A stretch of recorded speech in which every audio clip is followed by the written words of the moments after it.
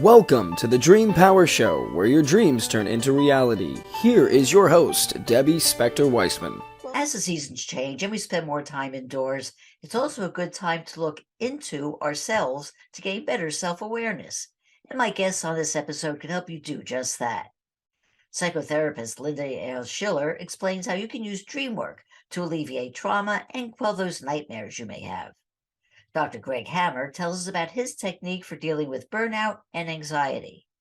Fitness expert Batista Gremaud shows us how strength training can add years to your vitality. And motivational author David R reveals how you can create success in your life. As usual, there's a lot to cover here, so let's get started. One of the worst feelings a person can encounter is waking up from a nightmare. Anyone who's had one knows what I'm talking about. You feel a bit disoriented, or scared, or even terrorized. Often, the experience makes it hard to go back to sleep, leaving you restless and irritable the next day. Most of the time, although these nightmares are distressing, they often fade from our memories, and we go on with our lives. But then there's a category of nightmares that's even worse, that leaves the dreamer in a state of extreme anxiety and are often very debilitating. They're brought about by real trauma that gets relived in our dreams. And they are the subject of a fascinating new book by my guest, spiritual psychotherapist, teacher, and dreamer, Linda Yael Schiller. Her book, PTSD Dreams, delves not only into the causes of these nightmares, but also offers ways to transform these terrifying visions into hopeful and life-affirming stories. Let's take a look at that now. Welcome to the Dream Power Show, Linda. Thank you, Debbie. Good to be back with you. Oh, it is my pleasure too. Well, Linda, we all dream. Whether we remember our dreams or not, we do all dream. And there's an emotional content to all of our dreams. But what is the cutoff point between what we consider just a dream and what we consider a nightmare? It's a good question to start with. So what I call the emotional narrative of the dream is the emotional storyline that goes along with the narrative storyline. So in our dreams, we have a story, we have events, we have pictures, we have objects. So those are the things that happen in our dreams. And accompanying them, we have various emotions. And our emotions can be different in the beginning, the middle, and the end of our dreams. And that's important, and I'll get back to that in a minute. A pleasant dream is going to be one that has a positive or at least just neutral emotion. So if in your dream, your feelings are something like, I feel happy, I feel excited, I'm delighted, that's a positive dream. If your feelings are, oh, this is kind of interesting, this is sort of a neutral emotional state, but you're curious, you're interested, that's a regular dream too. Then we start to shift into the difference between what we call a bad dream or a nightmare. And you did a great job in your introduction, Debbie, delineating the difference between the two. A bad dream might be something we wake up feeling upset, irritated, a little angry, a little annoyed, a little worried, but it doesn't linger too long. We pretty much kind of move on from it. We go about our day, and it doesn't affect our waking life that much. We might say, wow, that was a scary dream, or that was a weird dream, and what's for dinner? Right? We just kind of move on. Nightmares are the ones that linger. They're the ones that wake us up. And in our memory of our dream, we have a strong negative emotion. Usually it has to do with fear and anxiety. Sometimes it has to do with anger or disgust or terror, extreme grief, any long, big emotion. And the key with bad nightmares is we can't shake them. Sometimes they're one-off and we have it one night and it's like, oh my God, this was terrifying. And then it lingers with us, but we don't have it again. Not infrequently, however, and many of your listeners, I'm sure, can resonate with this, we have repetitive or recurring nightmares where either the dream itself or the themes or images of the dream just keep coming back over and over and over. And in the book, one of the references I make is it's like Groundhog Day, where every day this character is waking up and it's the same day all over again. And he's got to learn a lesson. He's got to do something different in his life before he can get out of that repetitive Groundhog Day of over and over and over again. And that's kind of what's going on when we have ongoing repetitive nightmares. There's something in our life that has scared us, that has traumatized us. It might be something in our personal life. It might be something in our family dynamics. It might be something larger in our global environment or other times or other dimensions. But we're carrying this trauma and we haven't finished working it through. These are the nightmares that wake us up and linger until we have learned what we need to learn in a way that serves our highest purpose and are able to do something reparative in our life to be able to move on. Okay, well, you call it your book PTSD Dreams. So are all nightmares PTSD dreams, or is there a differentiation between that as well? Sure, that's a good question. So the way I actually call the book is PTS Dreams, it's sort of a play on words. And the subtitle is Transform Your Nightmares from Trauma Through Healing Dreamwork. So implied in that is that all nightmares are not from trauma. Some nightmares are developmental in nature. There are periods of time in our lives, particularly when we're kids, when having nightmares is kind of just a normative part of child development. So when we're a little person, everybody in our life is bigger than us, and we don't have very much power and control because the big people, right, the adults, tell us what to do. So it's normal and normative for children to feel helpless or feel disempowered or feel like they don't have self-efficacy, because in fact they don't, until they get older and start being able to have more control of their own lives. So that's one example of a nightmare, types of nightmares that are not necessarily caused by trauma, the monster under the bed or in the closet kind of a dream. So that's one. Another kind of nightmare that might not be caused by trauma are those that are hormonally affected. Pregnant women in particular report wild and crazy dreams from the hormones going through their body during pregnancy. Any point in time in our life, with women, certainly with menstruation and with menopause and perimenopause, but men too have fluctuating hormonal cycles. That can be a source of a nightmare. We could be reacting to something from our external environment. You ate some food that didn't agree with you. That's the old joke, but it's actually true. You could have a nightmare because you're literally not digesting something you ate properly, as opposed to metaphorically not digesting something that happened to you. I'll give you one example of that. Many years ago, I had a nightmare where there was an earthquake happening. And this was an uncommon dream for me. I tended, luckily, not to have nightmares, and I never had a nightmare about an earthquake before. But I woke up and it was, quite distressing. And as I woke up, I realized that right outside the window of my bedroom, there was a jackhammer digging up the street. And my dreaming self interpreted that as an earthquake, and that was my nightmare. So it wasn't anything about trauma or anything even that ever happened to me. It was something from the outside that infiltrated my dream life. And like you said, those kinds of dreams, may upset you in the moment, but you go on with your life from it. When you think about, PT as post-traumatic stress, when I first think about it, I think my first reference or my first awareness of it was with Vietnam vets, and we had to deal with that. But you don't have to be a vet to have trauma or anything of that nature. So talk to me about some of the traumas that you've dealt with in your practice and how you've been able to help those people alleviate the pain of the nightmares. In my work as a trauma therapist and my work as a dream worker, I've looked at several different types of trauma and worked with a lot of people with the different types of trauma over the years. There are two types that have been around for a while, and I added a third in the book. The two types that I learned about in terms of doing trauma treatment are personal or private and public trauma. So public trauma is something that happens in view of the public, in the public sphere, like someone going off to war, like a natural disaster, like a car accident. It's very clear something bad happened to you or the people around you, and nobody's questioning whether or not you're telling the truth. Nobody's saying, did this or did that happen? And generally speaking, after that traumatic event, you are received back into society with support and resources and food and shelter and whatever you need following that disaster. So that's public trauma.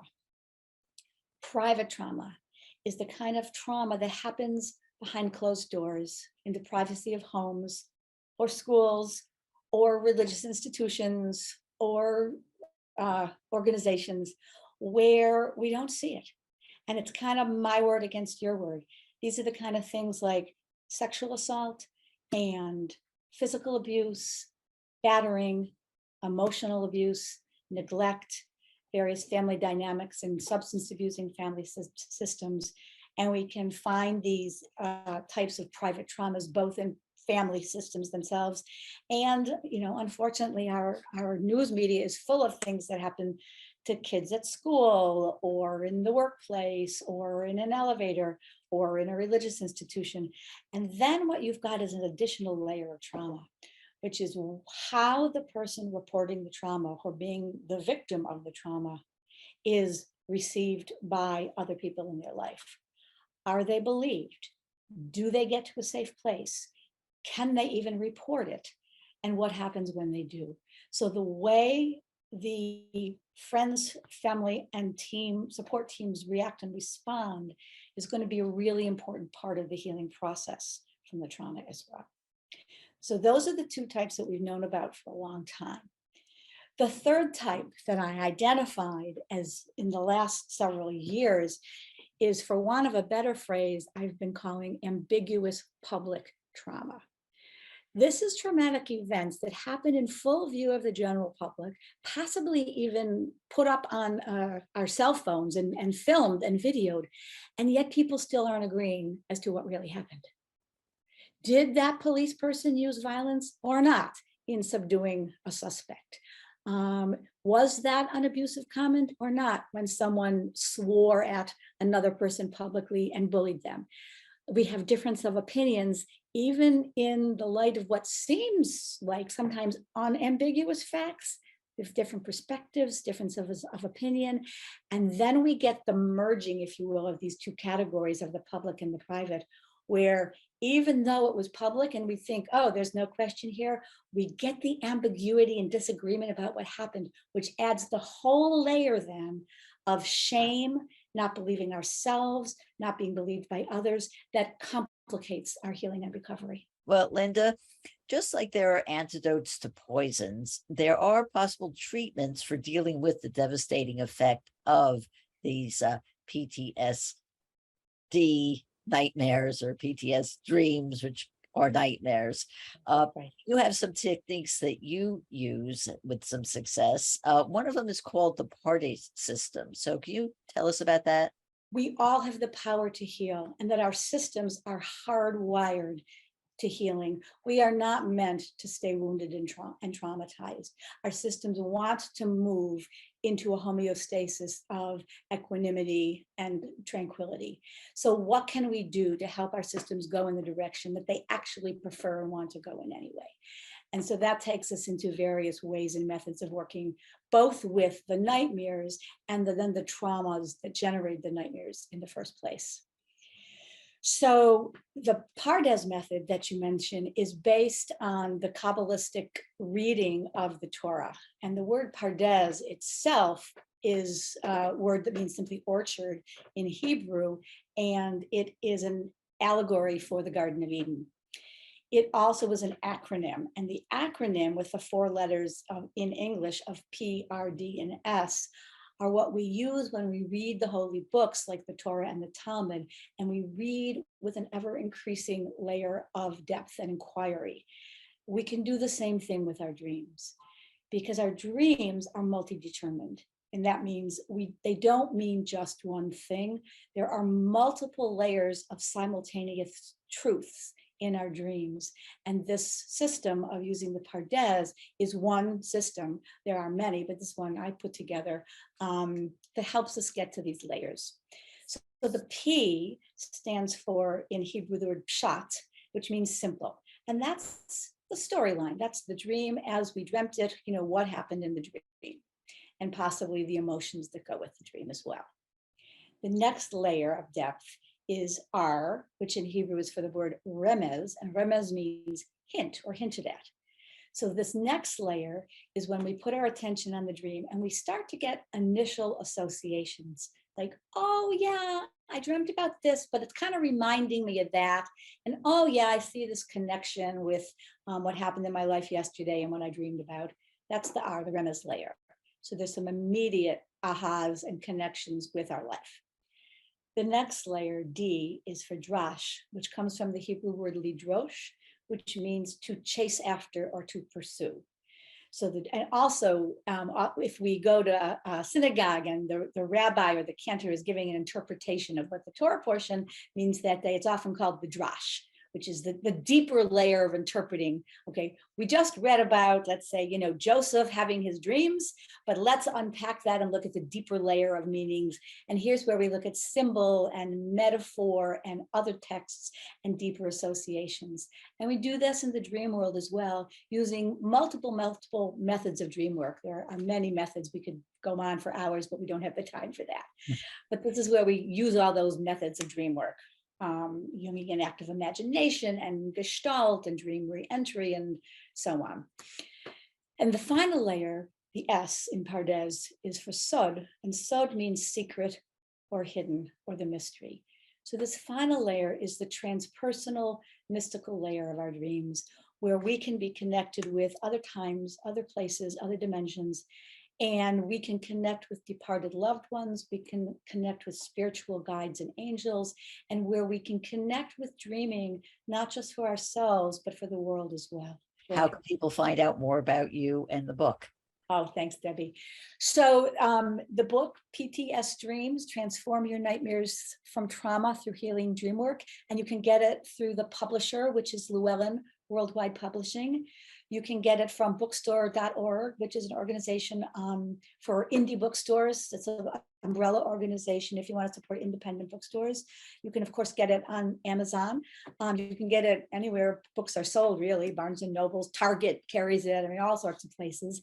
And if you want to learn more about the book, I have a website for the book called ptsdreams.com. And if you go to that website, it'll give you a summary of the book. You can see the endorsements people have given me and see other events like this one that I have been doing both over the last few months and upcoming.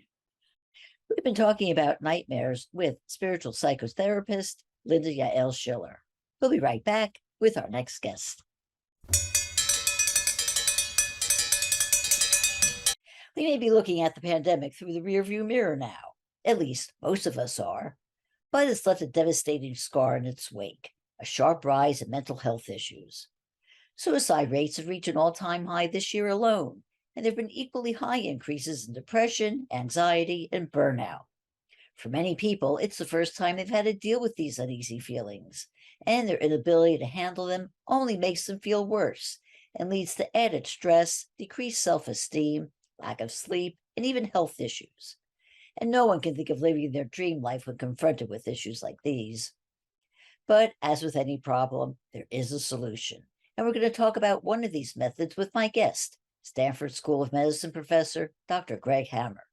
Dr. Hammer is a physician, mindfulness expert, and the author of the book, Gain Without Pain, the Happiness Handbook for Healthcare Professionals. Welcome to the Dream Power Show, Dr. Greg. Great to be with you, Debbie. Oh, it is my pleasure. And it is kind of an important subject to talk about because there are a lot of stressed out people out there, Greg. So why are more people struggling with this more than ever? Debbie, as we all recognize, life itself is stressful. So I think that we all endure chronic stress to a varying degree. Under the best of circumstances, we are concerned about, distracted with our mortality, illness. We have all lost loved ones. Our jobs are sometimes a matter of insecurity, a matter of fatigue. And then you superimpose upon that everything that's going on in the world. You mentioned COVID, and many people still suffer from COVID, not just the scar of COVID past, but COVID present. And then I think just the stress and horror that's reverberating around the world, in Ukraine, for example, and people who suffer in the economy. And I just finished reading a wonderful book on healthcare and how many of us are uninsured in our wealthy nation? And so there's just a lot of things to be chronically stressed about. And we all suffer, I think, in general from that chronic stress. Okay, I want to talk about the different types of stresses that people suffer from, and something that certainly became a lot more in the news as a result of COVID and people's work situations was burnout. So, what are some of the symptoms of burnout? And just give me a better definition of what it is. Sure. Well, we're talking about chronic stress, and chronic stress leads to burnout in many cases. And burnout is simply mental and physical, emotional fatigue, which is caused by chronic stress. And the signs and symptoms of that are evident. We all recognize it when we see it. We go to work, typically maybe at the end of the day, we get a little impatient with our colleagues. We're eager to get home. And when we're chronically stressed and becoming somewhat burnt out, that impatience, that reactivity happens earlier and earlier in the day. And then sometimes it's to the point where we arrive at work and we immediately feel like we want to leave, and we have impatience with our colleagues and so on. And we're snappy, we're irritable. So that's burnout. It's the result of chronic stress leading to physical and emotional fatigue. What would be the first way to combat that? And instead of talking about the symptoms, talk about the solutions to, the stress and anxiety. I always go back to my very basic principles, and GAIN is an acronym for gratitude, acceptance, intention, and non-judgment. And I think these really are the four pillars of happiness.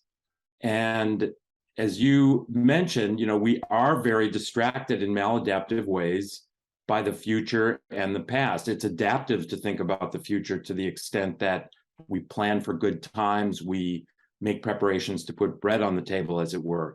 It's adaptive to think about the past to the extent that we learn from our mistakes and we savor our wonderful memories. But beyond that, overthinking the past and the future leads to this state where we're chronically stressed. And happiness, on the other hand, is really in the present moment. So the question is, how can we bring ourselves back to the present moment? And how can we turn this negativity bias into a positivity bias? And the good news is that our brains have this wonderful quality called neuroplasticity. So instead of having these negative thoughts and this excessive thinking about the future and the past in ways that are maladaptive, we can embrace a practice that gradually, little by little, in baby steps, rewires our brain to be more present and more positive. And my own practice, and that which I teach and write about, is called GAIN. I like to do a little deep dive into that. So tell us what the G is for. The G is for gratitude. And again, we're talking about happiness and how to be present and how to be positive. And gratitude, I think we all recognize, is an essential part of happiness. We can imagine being poor and yet happy. We can imagine being disabled physically and happy. But you can't really imagine somebody being happy and ungrateful. So gratitude helps bring us back to the present. It helps rewire our brains to become more positive. And I think it's the basis of many practices, if you will, this gratitude practice, whether we simply go to it in our thoughts, whether we journal that for which we're grateful.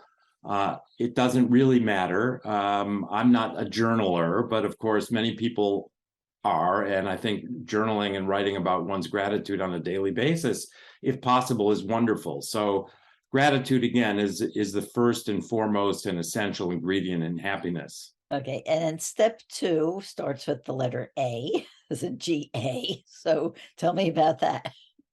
A is acceptance, because we can't ignore the pain in our lives. Pain is inevitable, as hopefully is joy. So in fact, they may be sort of proportionate. So we all have pain, and it's a matter of how we deal with that pain that determines to what extent we suffer. And there's a formula in the book, Debbie, that is suffering equals pain times resistance.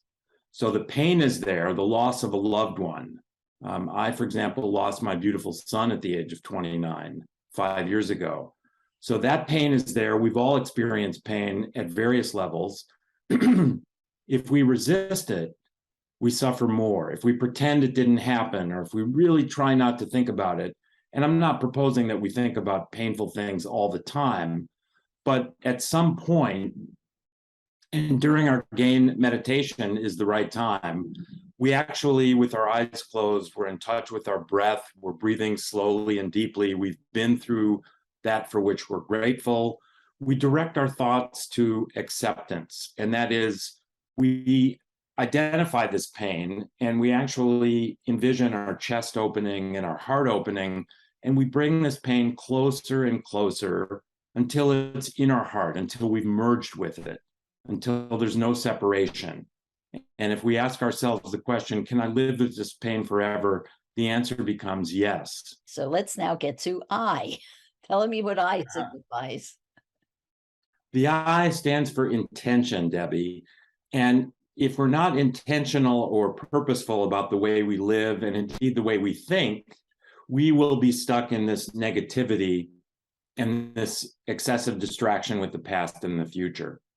A lot of people talk about mindfulness these days. And in fact, I credit Dr. John Kabat-Zinn, who's truly one of my heroes, with bringing mindfulness into the culture in the United States and around the world. And Dr. Kabat-Zinn defined mindfulness as the experience of the present moment, or awareness of the present moment on purpose, non-judgmentally.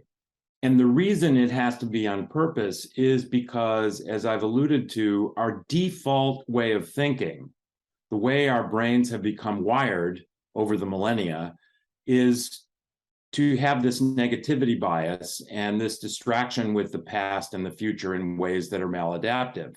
So if we just go to our default way of thinking, the way our brains work, we have this negativity bias, we have this obsession with the past and future. So if we want to change the way we think, and fortunately our brains have this neuroplasticity, we have to be intentional about it. So what does that mean? That means going back to the GAIN principles. These are all interrelated.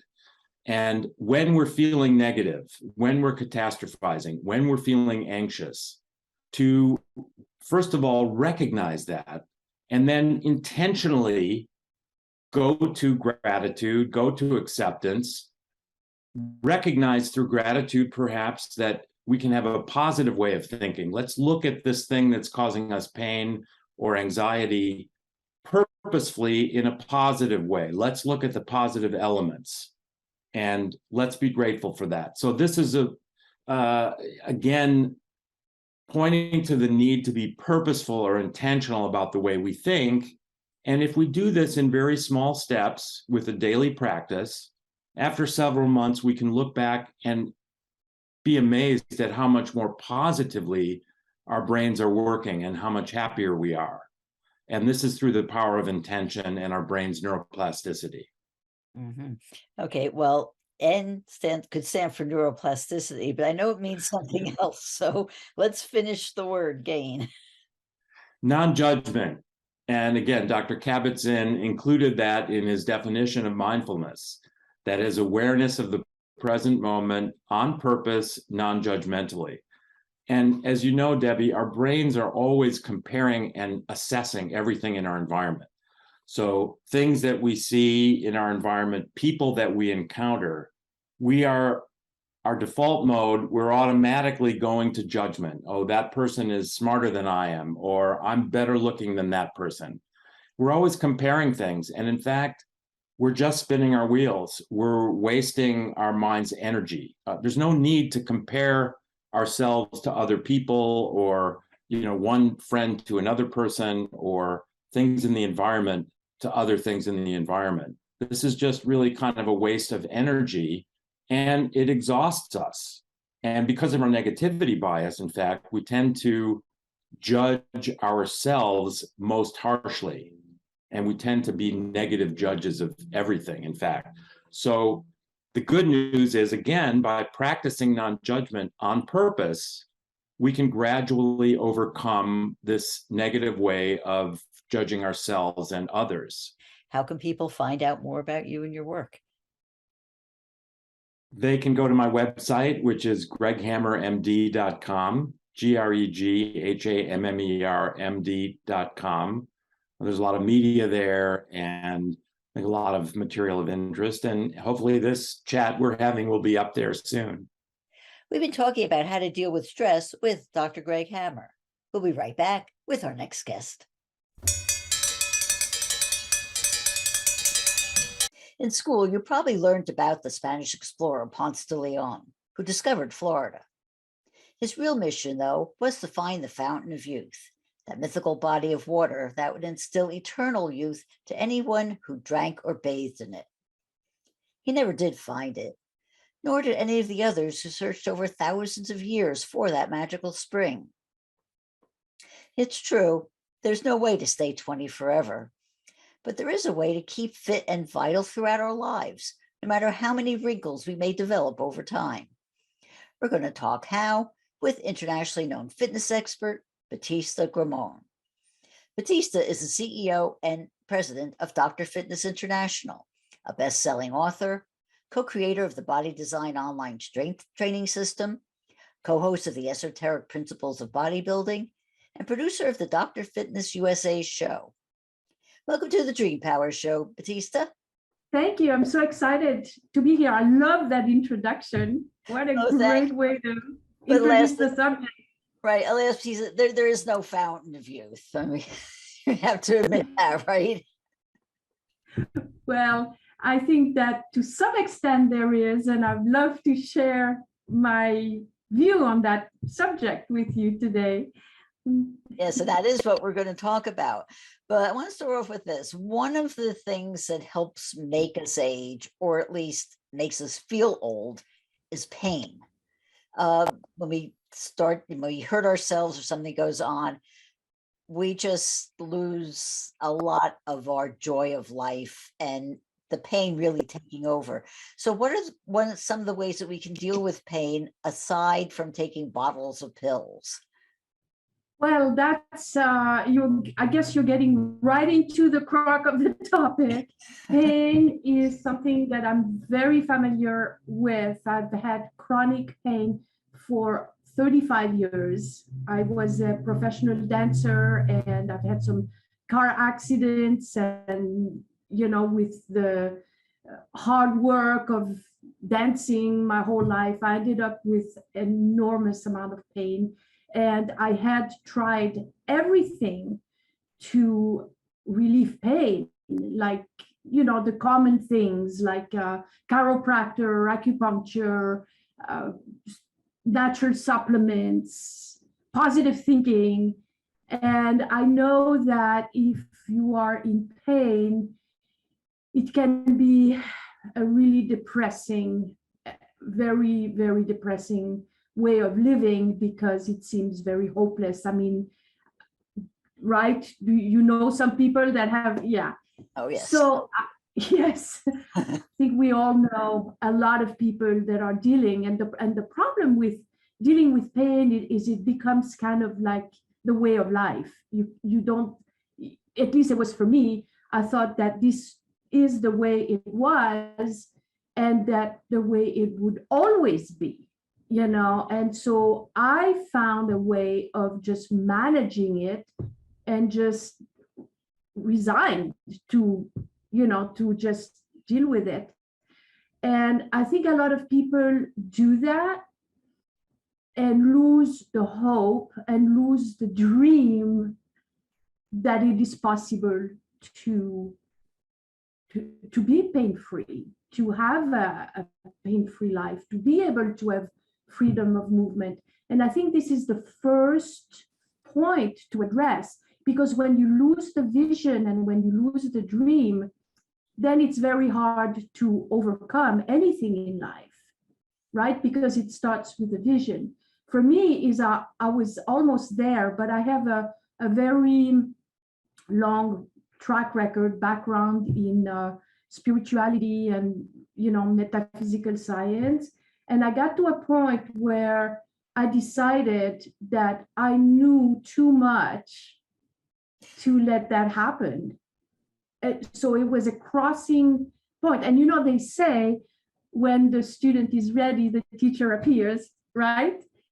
And that's what happened for me. But you have to make a decision first. And this is why I wanted to address this topic coming from that angle, right? Because I've seen it too often where people just lose the hope.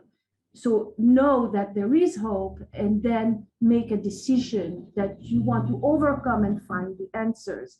That's what I did. And I found, I made a mock-up board. I use all the tools that I've ever learned about making something happen in my life, right? Prayer, meditation, lighting candles, doing mock-up boards. I just said, no, I have to find a way to get rid of this pain. It was like I was totally against the wall. For me, it was like, as a dancer, I was losing my body, and it was like, if I don't recover my body, I lose my job. What am I going to do? I was really against the wall. And that's another thing. You don't have to wait until you're against the wall. Don't do that.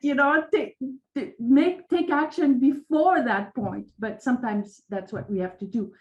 And what happened is that the next day I met Dr. Fitness USA, who introduced me to a very, very amazing specific way of strength training to not only put the body back into balance, but also to address stress management and other emotional, mental aspects of living, but all through the medium of strength training, which we call body design. Okay, so it's neither bodybuilding or whatever, it's very specific, and we call it body design. And this is my passion. Yeah, tell me about the specifics of this.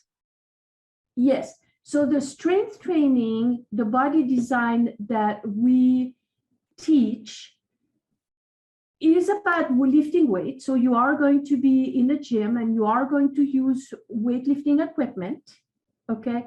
But it follows certain specific principles. And I will give you just a few so you get an idea. There's many. One of the principles is that every action creates a reaction, and every emotion creates an emotion. So when we design a program, or when we specifically pick certain exercises, they are always with the intention to create a good feeling. Okay, so you probably heard "no pain, no gain," the saying. Yes. Indeed. Yeah.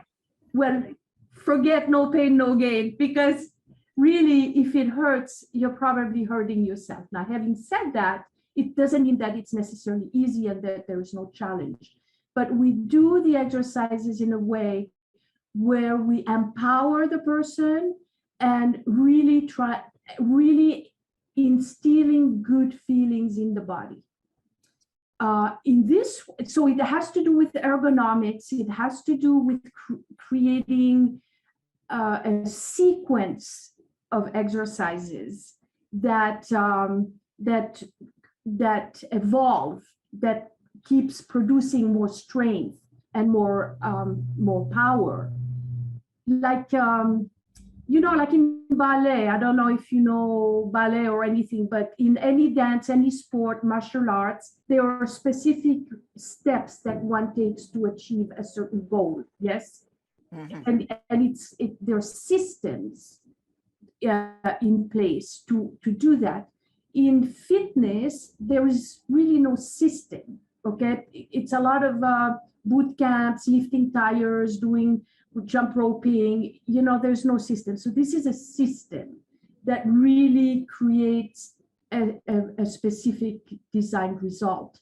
So this is one of the principles And this is what we call like the cause and effect principle, right? If you want to take it to a universal law principle. So this would be the cause and effect principle. But the other thing that sets it apart is strength. Strength is what we lose as we get older. And when I say when we get older, it starts at 30 years old, right? That's when we think we're at the prime of our life. Exactly. So when you're 30, you think, oh, when I get older, I lose strength, and you think 60, 70, you know, but it starts at 60 years old. And there's a lot of misconceptions about strength, okay? A lot about how to acquire strength, about the fitness modalities that will give you strength. A lot of misconceptions in does this have to do with the 3 myths that you talk about when it comes to fitness? Absolutely. Absolutely. And that's part of it. Yes, but that is definitely one of it. Okay. So one of those myths is that to build strength, yoga builds strength. Yoga is great, but to build strength, muscularity, muscles, right? There are certain contractions in the body. So a certain muscle fiber that you need to activate. And to do that, you actually need to push and pull against an exterior force that's beyond your own body weight. All right. So yoga is great for certain aspects of fitness, but not necessarily to prevent muscle loss. Okay. So that's one of the myths.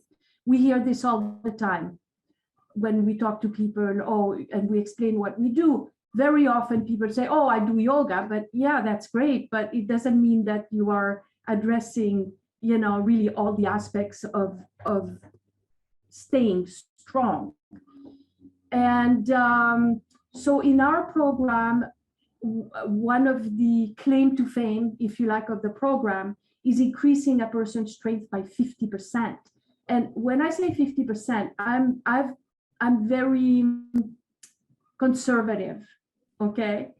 Sometimes we say 30 because 30, 40, 50, 50, but really when we see the track record, sometimes it's 200%. It's enormous, okay? But 50% it's conservative, and it's yeah, that makes quite a difference. Even 30% makes quite a difference. Absolutely. I'll give you a simple example. One of our students, she's 67 years old, beautiful lady, everything. But she found that, it was hard to open jars and things like that, right? I mean, life, when you lose your strength, everything in life becomes harder, even carrying groceries or even if you have kids, grandkids, everything. And in a matter of just a few weeks, all of a sudden, she says, in one of our calls, she says, you know what? I have no problem opening jars anymore, And then she was telling me the story of she has some type of thing in the garage, like dog food or something that she has to reach to bring down. And it's been a struggle for years for her to do this thing with that big bag of dog food. And so she's always stuck and having to call on her husband and things like this. And very shortly after starting our program, she was telling me the story of how she just goes in the garage and picks that 50-pound bag of, and so, we underestimate the power of strength and what it does to a person's quality of life. How can people find out more about you and your work? Visit drfitnessusa.com. You can find interviews, media, I write, so everything you can find. It's extensive website. We just redid it. drfitnessusa.com. Doctor is DR. fitnessusa.com, and we are everywhere on social media. So TikTok, we just started a TikTok account, Pinterest, Facebook, Instagram. Come and find us. Did I say Facebook? Yeah, of course. Come and find us, follow us, like, share, comment, and book a consultation. And when you say you come from the Dream Show, it will be complimentary for you. We've been speaking with fitness expert Batista Gremaud. We'll be right back with our next guest.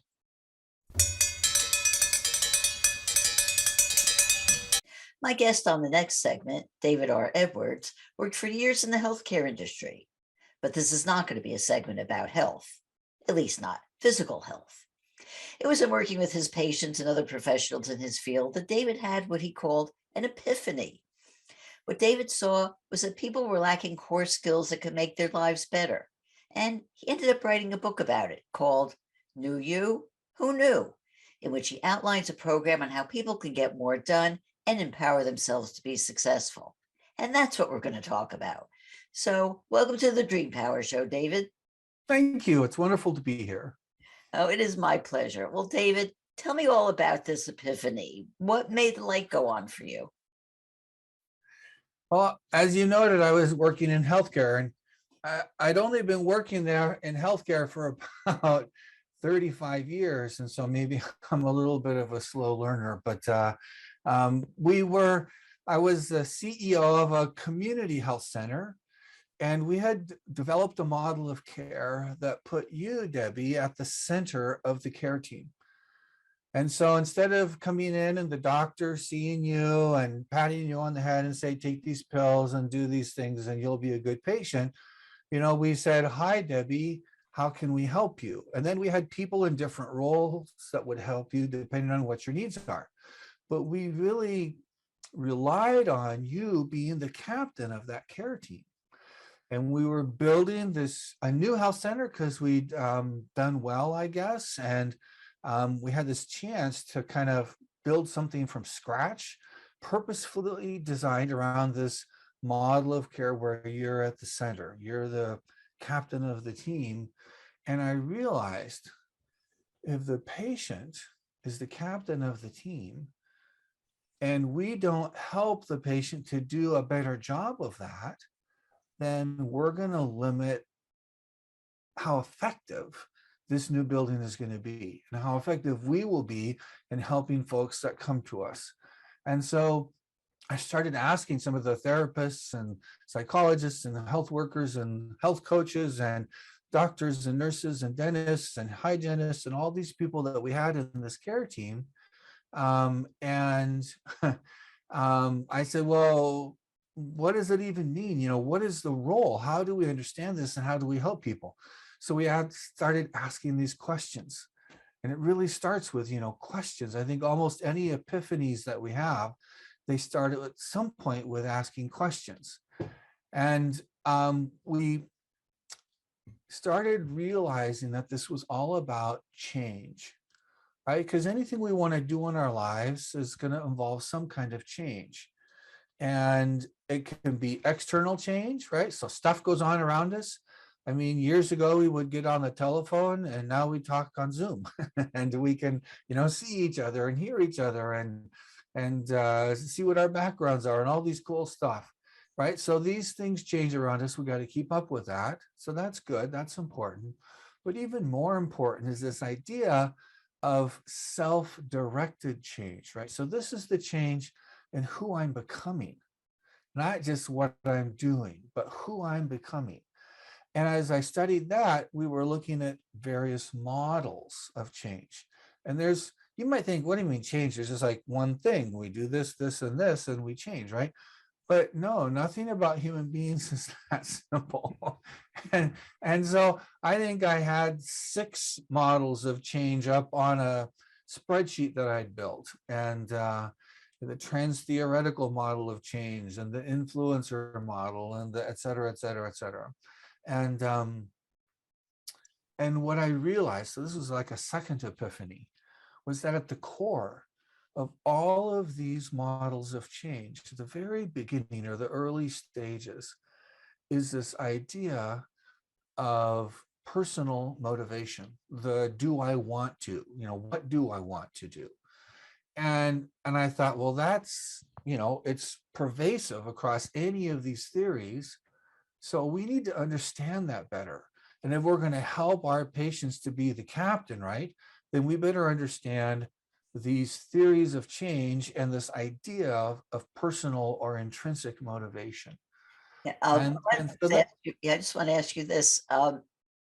How difficult was it for you to get the patients to see this? Because most people are conditioned, oh, I have something wrong with me, I'm going to go see a doctor, and the doctor's going to take care of me. And you're basically standing it on its head and saying, no, no, no, you come here, you tell us what you need, and you know about it. So how difficult was it for them? it was sometimes very difficult, right? Because we're used to a certain way of operating. But what we found was that by putting our patient in this role, they felt empowered. So they learned after a while, and it just made sense if you think about it, right? I am in the clinic, even if I have some serious health challenges, I don't normally go to the clinic, even though I might have a therapist I see and a physician that I see and a dentist that I see or a hygienist, right? But I'm still not there maybe once a month or every couple of weeks, right? If I'm in a therapeutic relationship. We did help people with addictions as well. That would be more often, sometimes a couple times a week, especially early on, but still, even then, you are not in the clinic the vast majority of the time. And so it really resonates with people when we remind them that we can't be with you 24/7. In fact, you are outside of the walls of the health center and outside of our support and influence most of your life. And so we really rely on you, and you frankly rely on yourself to be in charge of what's going on here. Because when you leave, we don't want you to think this is what they told me to do. We want you to be thinking this is what I need to do for myself. This is what I need to do for my family. This is what I need to do for my children. This is what I need to do to be the person and to become what I want to be, which may be healthy. Another thing I think it's very powerful is for people on video, we often think I've got my hand up on the left if you're on audio and the sun's coming on, so it's really bright. Look at that. Anyways, we think that this on the left is sick. And then I take my hand and I put it on the right, and we think on the right, that's healthy. And we think the continuum is between sick and healthy. But that's really a false idea. And I wish I'm drafting a blog post talking about this right now, in fact, or I started it yesterday. But what we want to do is I've got my hand on the left and the other hand on the right. And right in the middle, we want to say, I don't have any disease, right? So on the left is I'm sick. And there's a continuum of illness, if you will, until in the middle, I am no longer sick, right? I am technically without disease. So I'm not depressed anymore. My heart disease is under control, or my cancer is gone, or my carbuncle's been removed, or whatever it is, right? But from the middle to the right, that is my opportunity for wellness and for health. So wellness and health is actually a continuum. And in the physical world, that's the case. So for example, if I lack disease, but I want to be stronger, right? So maybe I can do 10 sit-ups, right? So there's a little bit of progress and being more healthy, more well. And then maybe tomorrow I can do 11, right? And maybe a couple of days later I could do 12. So it's a continuum and I can evolve along that, but it's not a single point in time or a single place. And the same with mental, right? So with the spiritual or mental or things that aren't as physical, right? And so it's a continuum, especially in the mental and in the spiritual. And so that is a continuum that frankly is a journey that we can be on for the rest of our lives. And so it's not got a specific endpoint. It's just this journey that we're on, and we're continually progressing. And so we think about life that way, it really changes up kind of our mental model, our perspective. Yeah, I like to say that we are on a journey. I mean, I totally agree with you about that. But in order for that to be successful, we have to really understand that we are in control of our behavior, our situation, what we can do. And that involves some self-awareness. And I like to also say most people sleepwalk through life. They don't really take the time to really pay attention to where they are and who they are, where they are, and what they really want. How does one develop that self-awareness? I think that's a beautiful question. And in fact, if in my book, I have 10 principles, 10 core principles that are the principles of our personal motivation. Self-awareness has, awareness, I should say, has two elements, as a lot of things, I guess. So first, in awareness, we can be aware of what's going on around us. And if some of the listeners or watchers maybe fall, and you guys have to think about this, right? So the first step is to spend a little tiny bit of time every day thinking, right? We have to think. We can't, as you said, just sleepwalk through life. And so, and I'll kind of combine some of the principles here. The fourth principle is my intent or intentionality, right? And so something I recommended, which is a very simple thing that anybody can do, any of us can do, is thinking about our intent is to be intentional in the morning. So when I get up, whenever that is, if you work swing shift, that might be 5 o'clock at night, but for most of us, it's sometime in the morning, right? Whatever it is for you, we wake up in the morning and we think about what is my intent today, right? You might have some goals you're working on. There could be some outcome type goals, right? Which is, I want to get this done, or I want to do this or accomplish this. They might be a process type goal, which is something that I enjoy doing and or something or someone I am trying to become. So there's a really key distinction. There's things we want to do and there are things we want to become. So as we're intentional about those things in the morning, we're mindful. And then we go through our day. And at the end of the day, and this isn't like a lot of time, we can spend 5 minutes on this in the morning and frankly, 5 minutes in the evening. But in the evening, we are then accountable for what we did. How can people find out more about you and your book? So I have a website. It's simply my name. Go www.davidredwards.com. That's a simple way, and you can see more about my book, and I have my blog, and I try to write things. So like if you're struggling with coming up with your values, I offer a bunch of exercises, fun things like taking pictures of stuff and thinking about people you admire, and just very simple ways to start to put the principles into action. And so that's a great place to go. I'm on Facebook. I'm on LinkedIn as well. And that's probably the best way to start. Wonderful. Well, David, thank you so much for being on Dream Power Radio today. It's been a pleasure. Thank you, Debbie. We've been speaking about motivation and personal success with David R. Edwards. I hope you've enjoyed today's program. If so, please hit that subscribe button so you don't miss out on any future episodes. Until next time, this is Debbie Spector-Weissman saying, sweet dreams, everybody.